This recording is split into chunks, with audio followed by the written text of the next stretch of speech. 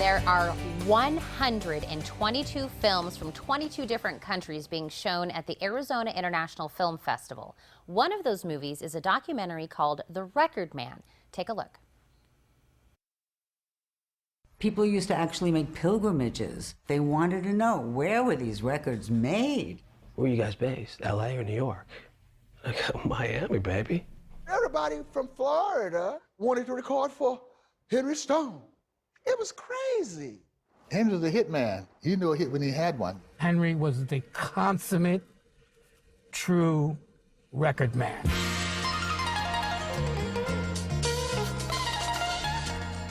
Me and my band and Henry Stone, we changed music like the Beatles changed music, like Elvis Presley changed music.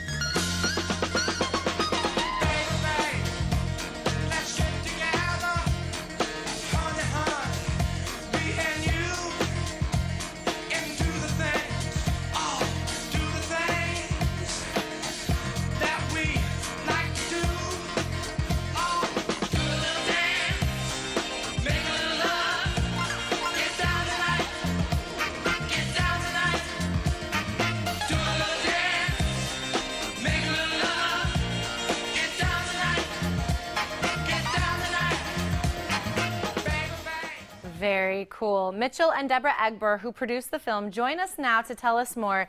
Now, Debra, we were talking a little bit on break, and obviously we saw a little bit just from the clip there, but let's talk about who is the record man.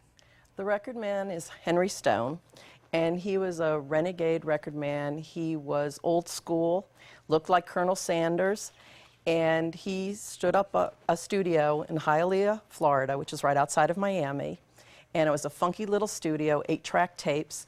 And he started he started TK Records, and in the 1970s, TK Records was the largest independent record company in the entire world, and it brought Miami sound to the world. Well, we heard in that clip, they said, are you based out of New York? Are you based out of LA? No, we're out of Miami. So what does that mean, Miami sound, and what does that mean for music today?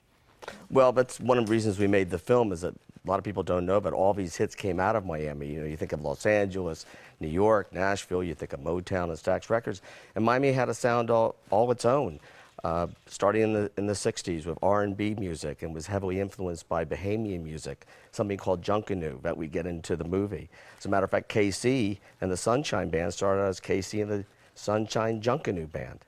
And it was a horn section, very exuberant sound that really was very infectious, and really is, in much of the music you hear today, really started in Miami. Wow. Okay, so then what are some of the other big hits that we might know from TK Records? Well, they started out, their first really big hit was a legendary soul record called Clean Up Woman by Betty Wright, a legendary soul artist.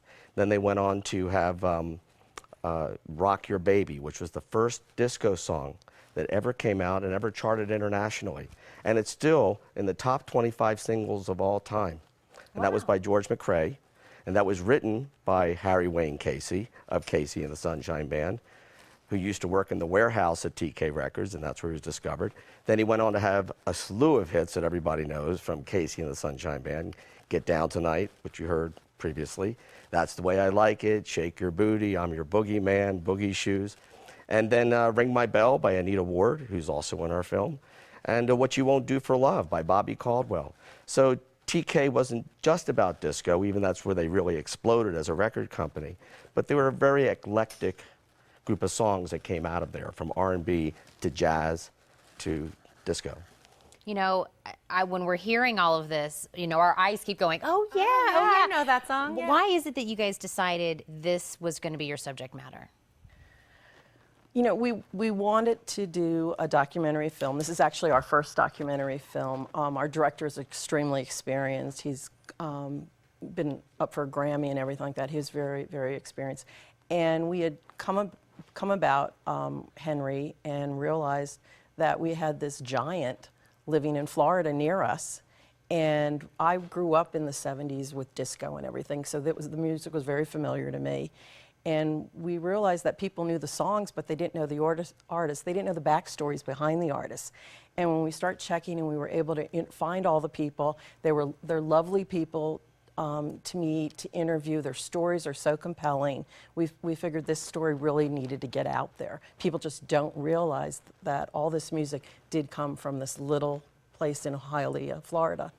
Wow, and there are so many like backstories behind the music, aren't there? Can we expect to see some of those in the documentary? Oh, they're all through the documentary, yes. There's a song in the documentary, Why Can't We Live Together, which was by Timmy Thomas, that actually became the anthem for the National African Congress in South Africa. And Timmy went over to play it at Nelson Mandela's inauguration in 1994. It had far-reaching effects beyond just being a hit record. And I think that's what a lot of these songs are. They're songs that have remained for 40 years in the public, all around the world. You know, again, Henry was in the business for 65 years. He started selling records out of his Packard in 1948, had the first distribution business, as he says it, by giving them to porters on trains to bring across the United States to sell on the East Coast. And he was out there trying to sell records and trying to make hits into his 90s. And now we're here. We're going to hear his amazing story. Thank you guys for your labor of love. This documentary looks amazing, and I'm so excited that it's here in Tucson for us to see. So thank you both so much. Thank you. It was a pleasure being here. Our pleasure. You can actually catch The Record Man tonight at 6 p.m. at the Screening Room. Also, the Arizona International Film Festival started on the 9th and ends on the 26th. For more information, you could log on to filmfestivalarizona.com.